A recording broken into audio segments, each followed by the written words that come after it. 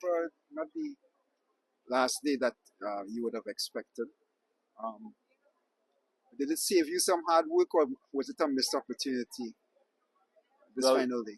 we were looking forward to day five. Obviously, 280 runs to win 98 overs was possible, for the win. Obviously, you can't control the weather. Okay. Um,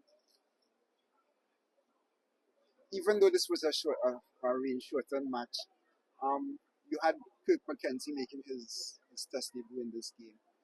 How would you assess how he handled the situation?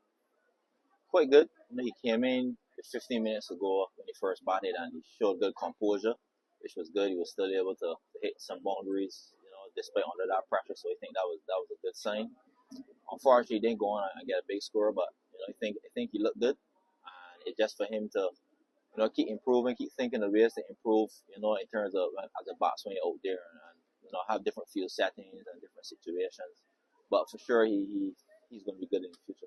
Did the pitch play the way you had expected it to? It was pretty high scoring over the first 2 or 3 days. Did it play the way you had hoped it would play? I expected it to play that way as normal. It's always a good batting deck. Obviously, it didn't have the pace and bumps, but it was good for batting. Okay. Final question from me.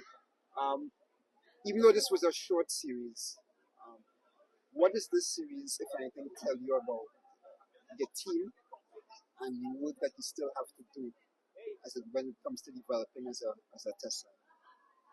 I think as a bowling unit, I still think there's areas we could, cut down on our run rates. I think at times we bowl to both sides. So I think we could be a little more disciplined with the ball, controlling, the run rate of batsmen at times. And batting wise, we showed some fight here, batting over 100 overs, which was good. But the key is obviously to be consistent. And, the key to consistency is obviously discipline. And as batters, discipline could be if you're practicing every day, and you're not taking it off there. So it's just, small things like that. But it shows we have it, and it's key for us to believe it, even more as a group so that we could do it more consistently. And Craig, the next test series is a long way in between. There are a lot of white ball cricket for the players who are playing both formats. But for players who are not considered white ball players, what will be the next thing for them in between this series and the Australian series, especially now that we have a separate bowling, a separate coaching um, team for both formats? Well, for sure we'll have some camps in between. We're going to Australia Kookaburra balls, so I think using those balls in those camps will be important. Yeah, so I just think specific camps throughout that period is important. I know we have a 50 over regional tournament in October. There's an 18th tour in November, hopefully. So I think that'll be good to get some guys going on that tour of South Africa. But yeah, I would say a mixture of camps. I think as a group we will have some camps in the future before the series, and obviously along with some guys have obviously local cricket back home on weekends, so you can't take that for granted. But it's a mixture, I guess, of those. And some people have the view that the test team would need some players who might be able to score a bit faster. Now, you talk about these 50 over Super 50 tournament. How important will be that tournament even for test players? But I think 50 overs is a lot of overs. It's 300 balls. Um, I think the team in test cricket is batting for long periods. I mean, scoring at whichever rate is determined by the batsman. I think as I said, we show good foot here in this game. India obviously bowl well, and yeah, I think we have the guys to get the job done in both test cricket and 50 overs.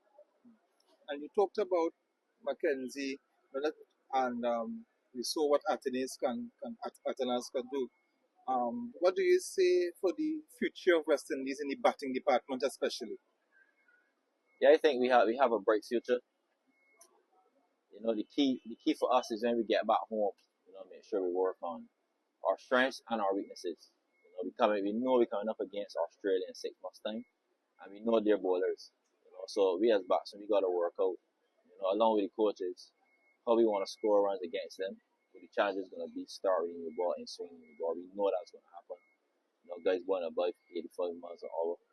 Pitches are good for batting, good bounce. Obviously, way different to the Caribbean. But there are pitches where our batsmen will enjoy more because you can play through the line.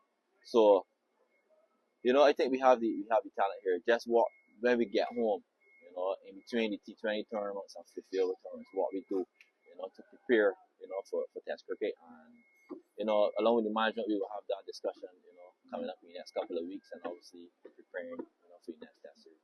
But you talked about the players preparing. Now, do you think that the pitch creators could do more to help us in this team? Because in the first test, we put India on a turning pitch.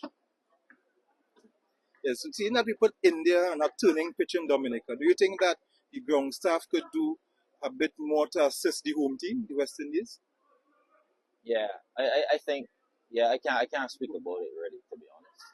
But I think once we could produce good cricket pitches here in the Caribbean, it will help our batsmen. Some guys, every guy don't have a lot of patience. Some guys like to play through the line, but it's tough on certain slow pitches. So I think improving the pitches generally would help both batsmen and bowler. The bowlers don't go put in as much effort to get the ball carried through to the keeper. So I do think it's important, and I know, we will be trying our best, along with the board to get the pitches to a level you want it to be plastic, good for fast ball. Thanks, thanks a lot. Oh, okay. Yeah, it was